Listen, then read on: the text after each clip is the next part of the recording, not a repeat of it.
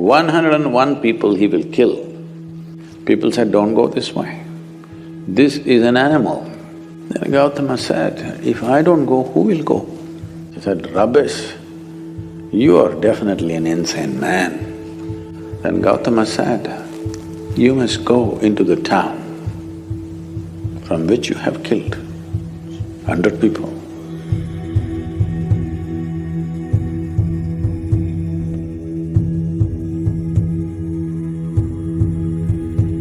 It happened that there was a man,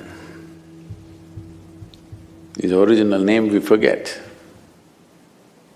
The name that people gave to him is Angulimala.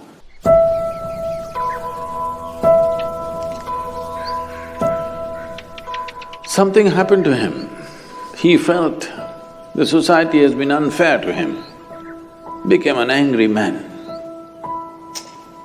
You know, when you're young, you think everything is unfair to you. So he became very angry with the society and he took a vow, this town which has been unfair to him, he is going to kill 101 people. 101 people he will kill and he will cut each one of their thumb and wear it as a rosary around his neck, a garland of fingers or thumbs. So he went about doing this.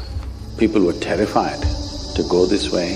He is housed in a jungle, but this is the pathway to go to many other places. People got killed. Over a few years, he killed 100 people. He just wants one more to satisfy his lust. So one day, Gautama Buddha came to this town. So by now, because he's wearing a garland of these fingers, they called him Angulimala. That means one who wears fingers as his garland. He just needs one more finger for him to complete his vow.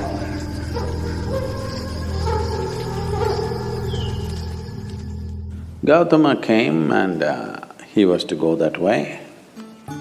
People said, don't go this way. This is an animal. This is not a man. This is not somebody you can go and give teaching or make him meditative. Just don't go because just one more life he wants, we don't want yours to be that one. And Gautama said, if I don't go, who will go? And he will remain unfulfilled. He just needs one more finger. If I do not go, who else will go? Let me go. So he went. Angulimala was sitting on a rock. He saw this monk coming quietly. By now, he's enjoying his reputation. People are terrified of him, he likes it. Just the mention of his name, people tremble. He's beginning to enjoy it. So, sitting there on the rock, he roared just to make this monk know that I am here and this is your end coming. Gautama looked at him, kept walking with a smile on his face quietly. He didn't like this. Usually, when they see him or when they hear him, people run helter-skelter, wanting to save their lives. He likes that. This man is just walking. He didn't like it. He jumped off the rock and came and stood in front of him. Said, who the hell are you? And, do you know who I am? He showed his mala, all fingers. Oh.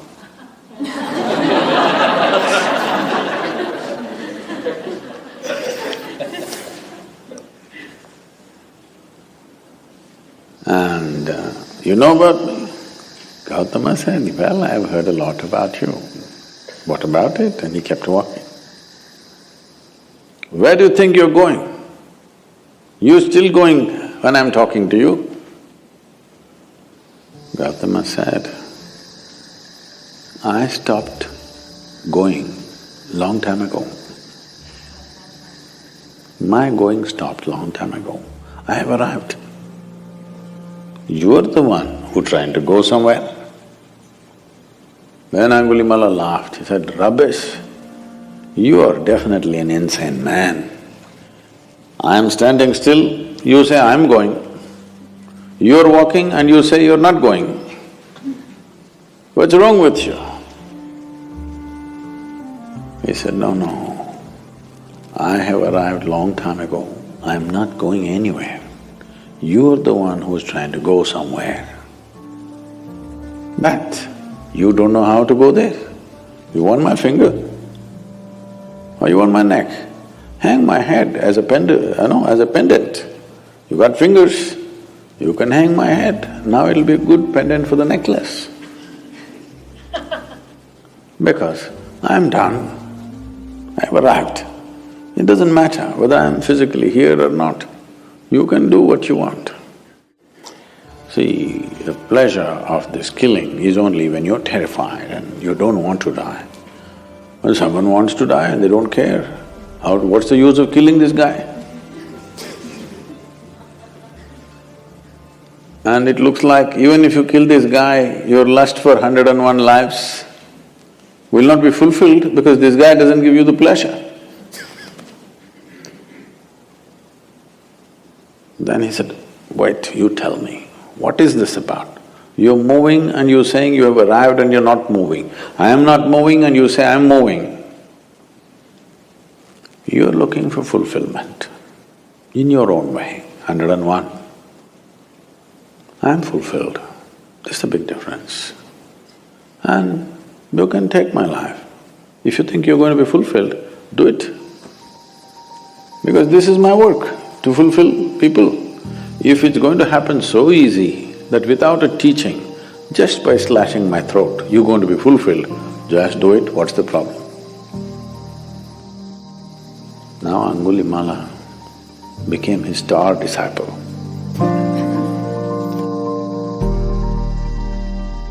Then Gautama said, you must go into the town from which you have killed 100 people. In a small town, 100 people means almost every family has lost somebody to this man.